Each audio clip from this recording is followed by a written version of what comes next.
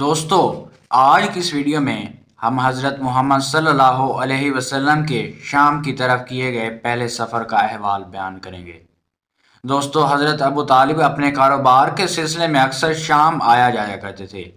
جب ان حضور صلی اللہ علیہ وسلم 12 برس کے ہوئے تو حضرت ابو طالب کو ایک قافلے کے ہمراہ شام کے لیے تجارتی سفر پر روانہ ہونا پڑا۔ ان حضور بھی آپ کے ساتھ جانا چاہتے تھے۔ یوں تو حضرت ابو طالب کو لمحہ بھر کے لیے بھی آپ سے جدائی گوارا نہ تھی، مگر اتنے طویل سفر کی ممکنہ تکلیفوں کی وجہ سے آپ پیارے بھتیجے کو ساتھ لے جانے پر آمادہ نہ تھے۔ جب سفر کا سامان باندھ دیا گیا تو حضور صلی اللہ علیہ وسلم چرچا سے لپٹ گئے اور ان کی اونٹنی کے مہار تھام کر ضد کرنے لگے۔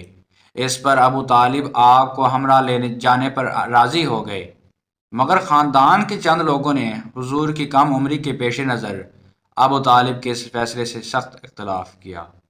ابو طالب پھر تذبذب میں پڑ گئے اور آپ کو ساتھ لے جانے کا خیال ترک کر دیا۔ ان حضور صلی اللہ علیہ وسلم اس سے سخت دل برداشتہ ہوئے اور گھر کے ایک کونے میں بیٹھ کر رونے لگے۔ معصوم بھتیجے کے آنسوؤں کی لڑیوں سے ابو طالب کا دل پسج گیا، چنانچہ وہ کم عمر مگر جواں ہمت بھتیجے کو شریک سفر بنانے پر مجبور ہو گئے۔ یہ تاریخی کارواں بالآخر مکہ سے شام کی جانب رواں دواں ہوا۔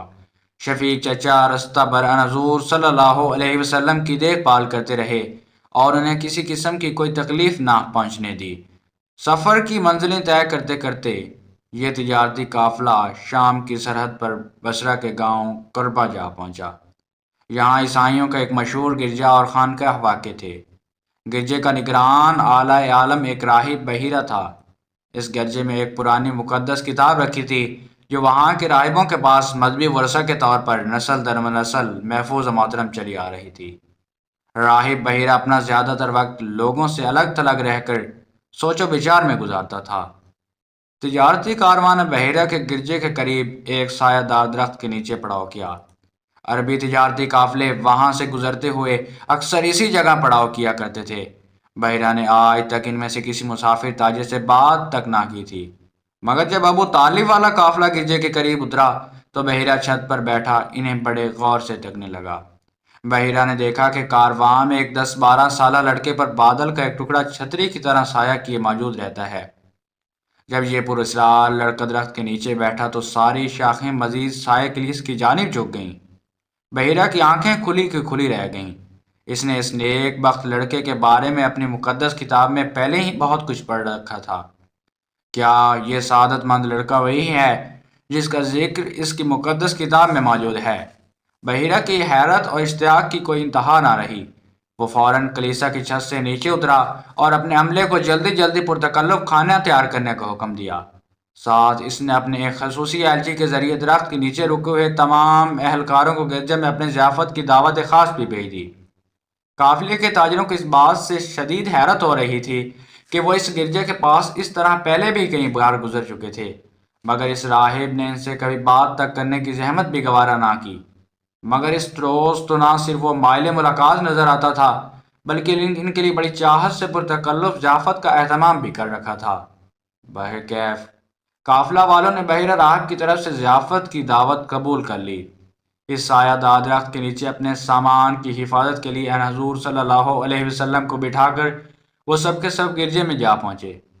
بحیرہ نے ایک ایک کر کے ان پر متجسس نگاہیں ڈالیں۔ ان حضور کو غیر حاضر پا کر بولا، میں نے آپ سب کو ضیافت میں شرکت کی دعوت دی تھی، مگر یوں دکھائی دیتا ہے جیسے آپ کے کچھ لوگ پیچھے رہ گئے ہوں۔ قافلے کے تاجروں نے اسے بتایا کہ صرف ایک کم عمر لڑکا پیچھے رہ گیا ہے جسے وہ سامان کی حفاظت کے لیے درخت کے نیچے چھوڑ آئے ہیں۔ بحیرہ نے کہا، اس سے بھی لے آؤ۔ اسی اثنا میں حارث بن عبد المطلب بول اٹھے، لات و عزا کی قسم، ہمارے لیے باعث ندامت ہے کہ ہم عبداللہ بن عبد المطلب کے فرزند کو ضیافت میں شرکت کے ساتھ نہ لا سکے۔ چنانچہ وہ فوراً اٹھا اور جا کر حضور کو ساتھ لے آیا۔ اس نے آپ کو بڑی شفقت و احترام سے اپنے ساتھیوں کے ساتھ بٹھا دیا۔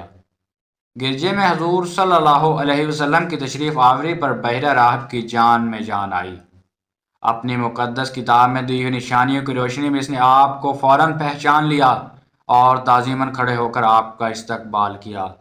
کھانے سے فارغ ہو کر لوگ ادھر ادھر ہونے لگے تو بحیرہ اٹھ کر آپ کے پاس چل آیا اور کہنے لگا، میاں سائز زادے، تجھے لات و عزا کی قسم ہے، میں جو کچھ تجھ سے پوچھوں ٹھیک ٹھیک جواب دیتے جانا۔ اس پر حضور صلی اللہ علیہ وسلم نے سخت ناپسندیدگی کے عالم میں فرمایا، لات و عزا کی قسم دے کر مجھ سے کوئی بات نہ پوچھنا۔ اللہ کی قسم مجھے ان دونوں سے جتنی نفرت ہے اور کسی سے بھی نہیں۔ بحیرہ اچانک ٹھٹک گیا۔ اس نے فوراً اپنی غلطی درست کرتے ہوئے اللہ کی قسم کھائی اور خاصر صاحب سے طرح طرح کے سوالات کرتا رہا۔ بحیرہ کے متعدد سوال ان حضور صلی اللہ علیہ وسلم کی ذاتی زندگی سے متعلق تھے۔ حضور صلی اللہ علیہ وسلم کے جوابوں کو اپنی مقدس کتاب کے عین مطابق پا کر وہ بہت خوش ہوا اور بے حد مطمئن ہوا۔ ان حضور صلی اللہ علیہ وسلم کی سرخ چمکیلی آنکھوں کی طرف اشارہ کر کے بحیرہ نے آپ کے ساتھیوں سے پوچھا، کیا یہ سرخی کبھی زائل بھی ہوتی ہے؟ انہوں نے کہا، ہم نے اسے کبھی زائل ہوتے نہیں دیکھا۔ پھر اس نے آپ کے شانوں کے درمیان مہر نبوت کی زیارت کی۔ بحیرہ فرط مسرت اور شدت جذبات پر قابو نہ پا سکا۔ اس کی آنکھوں سے عقیدت کے آنسو بہنے لگے۔ اس نے بڑے ادب سے مہر نبوت کا بوسہ لیا۔ اسے گونا گوں اطمینان محسوس ہوا۔ ان حضور صلی اللہ علیہ وسلم سے بات چیت سے فارغ ہو کر راہب بحیرہ پھر حضرت ابو طالب کی طرف متوجہ ہوا اور ان سے پوچھنے لگا، اس صاحبزادے کا تم سے کیا رشتہ ہے؟ ابو طالب نے جواب دیا، میرے فرزند ہیں۔ بحیرہ بولا، نہیں، اس فرزند کے والد زندہ نہیں ہو سکتے۔ اس پر ابو طالب نے اسے بتایا کہ آپ ان کے بھتیجے ہیں اور ان کے والد کا انتقال ہو چکا ہے۔ راہب نے کہا، یہ صحیح ہے۔ بحیرہ نہایت سنجیدگی سے کہنے لگا، ہماری کتابوں اور پرانی روایتوں کے حساب سے آپ فی الوقت سید المرسلین ہیں۔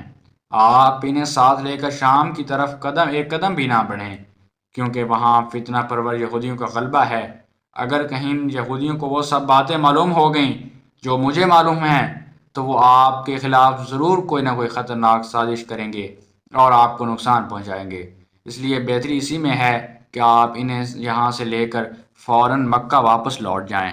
راہب بحیرہ نے حضرت ابو طالب کو مشورہ دیا تھا کہ شام کے بدنیت یہودیوں کے خدشے کے پیش نظر ان حضور صلی اللہ علیہ وسلم کو گرجے والے مقام سے آگے نہ لے جایا جائے۔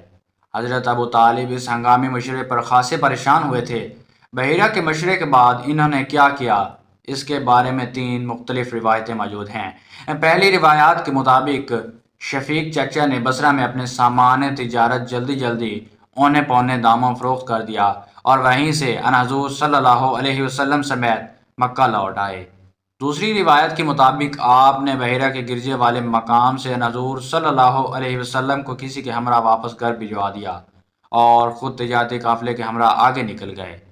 تیسری روایت یہ ہے کہ ابو طالب شام میں تجارتی کاموں سے جلدی فارغ ہو کر ان حضور صلی اللہ علیہ وسلم کو ساتھ لے کر مکہ لوٹ آئے۔ برکیف یہ حقیقت واضح ہے کہ بحیرہ راہب کی پیشن گوئی پر ابو طالب خاصے پریشان بھی ہوئے اور محتاط بھی، مگر ان حضور صلی اللہ علیہ وسلم نے اس سلسلے میں کسی گھبراہٹ یا پریشانی کا قطعی کوئی اظہار نہیں کیا۔